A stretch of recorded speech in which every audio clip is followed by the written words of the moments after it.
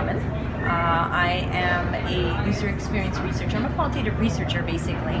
Been doing that for about 25 years. I have my own research practice in Boston, Massachusetts. I'm a very proud Canadian. I'm from Ottawa, but live in Boston now. And actually, I've probably lived in Boston almost as long as I lived in Ottawa, which is quite scary to say. But my basic passion is about studying human behavior. I really love finding out about everybody's details, the things that motivate them, their attitudes, their aptitudes, their emotional approaches to things, and really what makes them human. And basically look at doing research in two ways, which is research not only brings our constituents that we hope to serve closer to us as an organization, but it also serves to inspire the design team, which is really important. Not only, I shouldn't just say the design team, but the entire organization, because we want everybody to be anchored in the human story. It shouldn't just be doing things frivolously for the sake of random things. We really want to be anchored in those human stories, focus on the anecdotes that we hear, and serve those people to make sure that we build value and trust with them. So I've been doing this for a very long time. I also teach in Bentley University's Human Factors and Information Design program and the graduate program. I've been totally honored to be a part of that program for 17 years. And basically the program is focused on really elevating human-centered practices in organizations. And it's so much fun. We have a huge Bentley contingent here at UXPA 2017 in the fabulous city of Toronto. So I'm so lucky. I have a lot of fun stories to tell from my career.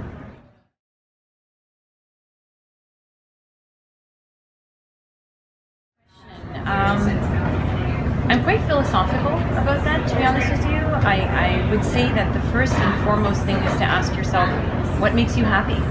What do you love doing? There's so many different aspects of user experience that people can focus on. Some of us like to be people-facing. Some of us like to just sit down and listen to the stories in the background. Some of us like to hear the stories and then actually go and apply it towards some design concept that really gets us excited. The most important thing is to focus on not only what you love doing, but to also recognize what you might be naturally talented at. Put those two together and really advocate for yourself and your abilities, and not only answer just my colleague jumping around here, she's fabulous, Darla Dean, who did a talk this morning, but not only make sure that we really bring to the table what we believe in, so that we challenge what is out there. It's when you're a student, you come in with fresh thought. That is invaluable to an organization that does things the same way over and over again.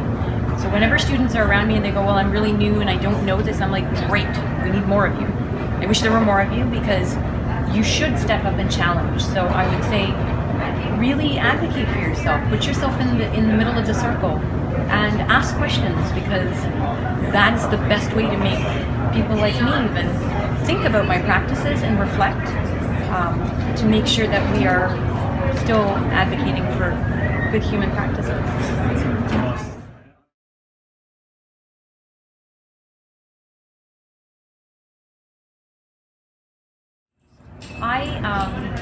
I know a lot of people, so I just love seeing what people are doing, especially because I teach at Bentley. I have a lot of Bentley students here who have graduated more than 10 years ago now, and I see how much they are contributing to this field, to advancing this field, and truthfully, I come here for inspiration. I love the stories that people are sharing. I love the accomplishments that people are bringing to the table, and I love the new topics that people bring.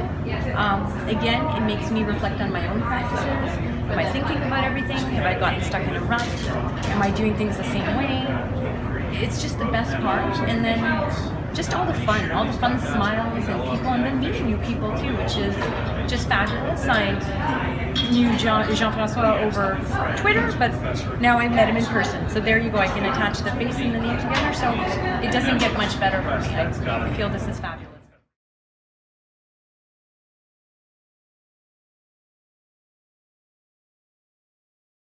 I have a very specific answer to that, which is it's not always about the numbers. So depending on the type of study you're doing, not to lead with method, but to lead with the question that we're asking. So we have a framework that we use. It's called the Incredible Framework, which I know Jean-François, you probably heard about it when I spoke in Ottawa. But very importantly, we root ourselves in the questions that people are asking. If that question is meant to gain information from how people behave, so therefore we're looking to be inspired by people, it's not as much about the numbers, because we're looking for inspiration. So do you say, I'm looking for inspiration here, and you look around and you go, oh look, I love the font there, so that font has been used there, there, there, there. You don't count how many times, because once the inspiration is had, it's there. It sets you off in a certain pattern. It's not about the numbers there. It's more about the fact that it has done its job. It's inspired you. It's made you think in different ways.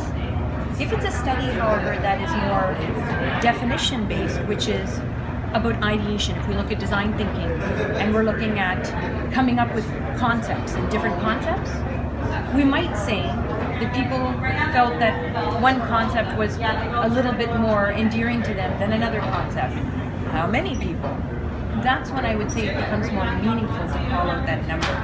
And similarly, if you're doing validation in a straight usability test, again, that's where numbers become more meaningful.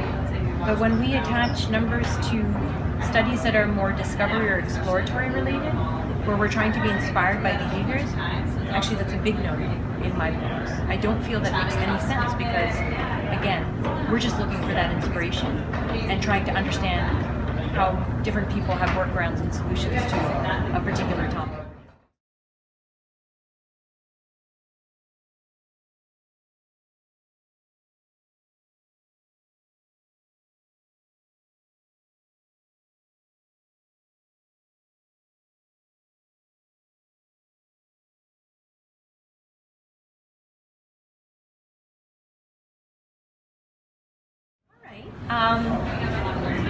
So again, it depends on the spirit of the question. I hear this all the time, where people are like, well, I finished up a study and I have to reproduce the results the same day. I feel like as an industry, if I can speak specifically to research, as an industry, we've actually enabled a lot of bad behaviors. It's been a funny sort of churn that we've gone through, where originally when we were just thrilled that somebody would include a usability test in an organization, if they said, you have 2 days, we'd say, great, I'll take anything you give me. I'm so desperate to have this included, I will bend over backwards. I will fit 60 hours in a 24-hour day and make this happen. That was great for proving the point. However, now what's happened is that to the consumer of that research, there is no transparency to what we do. It's a black box to them, because what have we done? We've actually taken their question, scurried away, run away and done our magic, come back and gone, ta-da, here it is, poof, here's your answer. And unfortunately, because we have just kept on doing it, they think we can keep on doing it regardless of the question that they ask. So what we need to do, I believe, and this is purely my opinion, and I'm going to say my colleagues' opinion as well, which is why we love working together, is we have to force people to stop, take reflection and pause and understand what is going on around them, to then say, this is the spirit of the question you want to get answers to. We need more than 2 days. In fact, we might need a lot more than 2 days, because what you're asking is a question that I simply cannot go and sit Jean-François down and go, hi Jean-François, my name is Meena. I know you don't know anything about me, but I have a question about how you actually manage your finances. I want to know all these details about you. And if he goes, man, I don't even know who you are. I don't even know what we're like, okay, so let me think. I gotta talk to my family, and in 5 minutes, I'm pounding him with this question, literally. How is he supposed to articulate himself meaningfully to give us those answers? So, truthfully, the answer is it depends, to answer your question, but often don't lead with the number of days, and don't let somebody else dictate that. You are the researcher, you know the research process, and you have the research acumen. It is on you to tell people. You have this question, you present the question to me, we will collaborate together, but I will tell you what the proper process is so that it's credible and that it is done in a time frame that's efficient. So I'm not speaking against efficiencies here, but nobody should dictate what that timeline is. That's where your knowledge comes to me.